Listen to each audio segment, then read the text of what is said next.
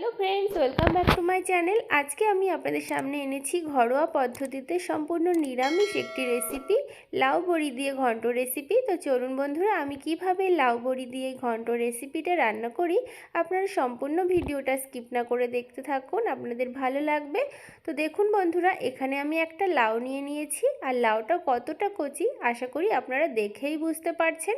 তো চলুন বন্ধুরা, লাউটা এবারে কেটে নেওয়া যাক। তো আগেই লাউটা আমি দু টুকরো করে নিয়েছি। এবারে লাউটা ফালি ফালি করে আমি লাউয়ের খোসাগুলো ছাড়িয়ে নেব। আর লাউ কেটে কেটে আমি জলে দেব।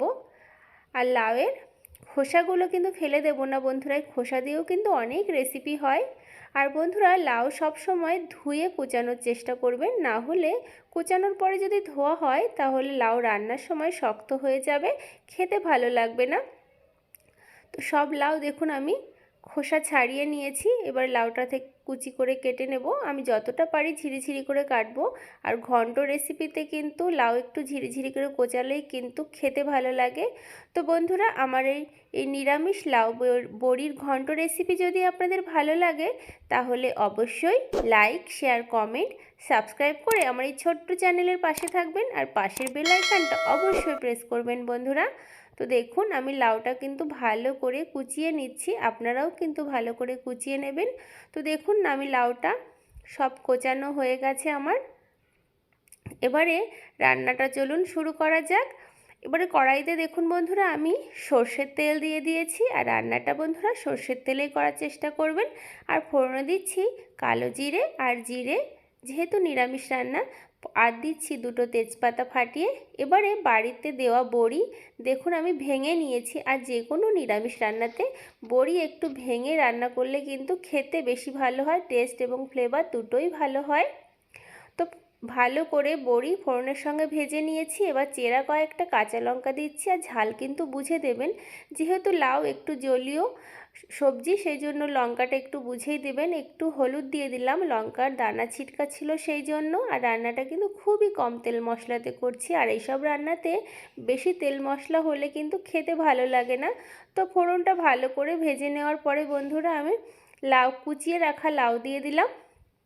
লাউ দিয়ে ভালো করে দেখুন বন্ধুরা আমি মিশিয়ে নিচ্ছি। একটু সময় নিয়েই কিন্তু মেশাতে হবে। আর এই রান্নায় কিন্তু আমি একটুও জল ব্যবহার করব না, জল দিলে কিন্তু খেতে ভালো লাগবে না, লাউ থেকে কিন্তু অলরেডি জল ছাড়বে। এবারে দিয়ে দিচ্ছি বন্ধুরা স্বাদ মতো নুন। যতটুকু নুন লাগবে আমি সেই অনুযায়ী নুন দিয়ে দিলাম। দিচ্ছি পরিমাণ মতো হলুদ গুঁড়ো। নুন হলুদ দিয়ে ভালো করে মিশিয়ে নিচ্ছি। তো দেখুন নুন হলুদ দিয়ে কিন্তু আমি লাউ ভালো করে মিশিয়ে নেব। তো আমার ভালো করে মেশানো হয়ে গেছে বন্ধুরা। এবারে ঢাকা দিয়ে আমি কিছুক্ষণ রেখে দেব। তো ঢাকনাটা তুলে নেব।